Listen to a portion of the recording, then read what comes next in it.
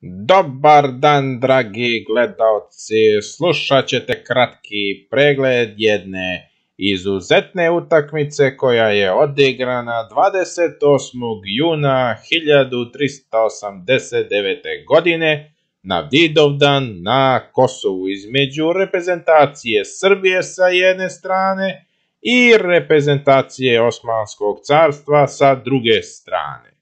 Pa da krenemo sa sastavima timova. Kapiten srpske reprezentacije je iskusni knez Lazar, koji je ujedno i u ulozi centralnog veznog. Po desnoj strani je delovao Vuk Branković, talentovan i veoma iskusan igrač. Sa leve strane je prodirao Vlatko Vuković, koga je u reprezentaciju Srbije poslao kralj Tvrtko lično. U napadu je super talentovani Miloš Obilić, koga mnogi vide kao potencijalnog čoveka odluke ovog meča i kao najveću nadu srpskog tima.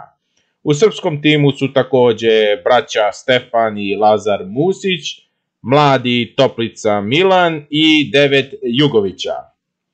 Osmanski tim predvodi iskusni Murat koji igra u pozadini, levo krilo predvodi njegov mlađi sin Jakub, dok desnom stranom deluje Bajazid.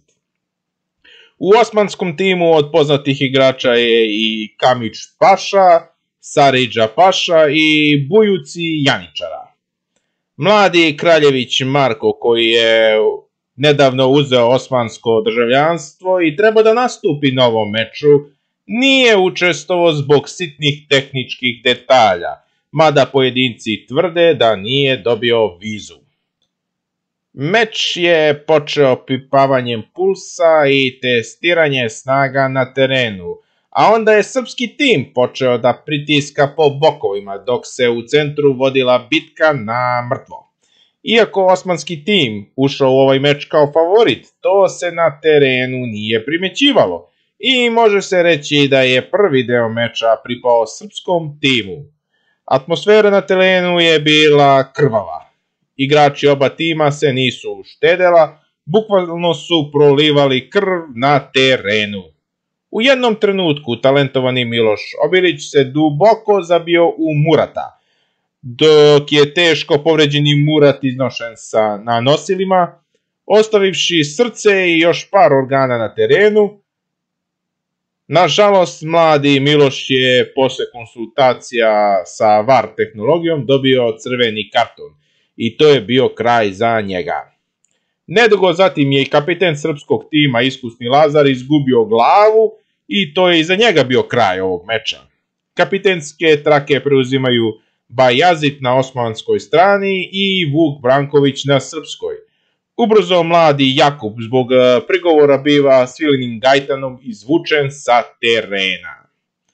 Posle veoma intenzivne borbe na celom terenu, oba tima posustaju i kao da im ponestaje snage. Ulazi se u mirniju završnicu. Ubrzo je sviran kraj meča i oba tima su morala da se zadovolje nerešenim rezultatom i podelom bodova. Ovaj meč je doveo do promena u vrhu oba saveza i do mnogih smena. Srpskoj strani je bilo potrebno gotovo 5 vekova da se oporavi od posljedica ovog istorijskog meča.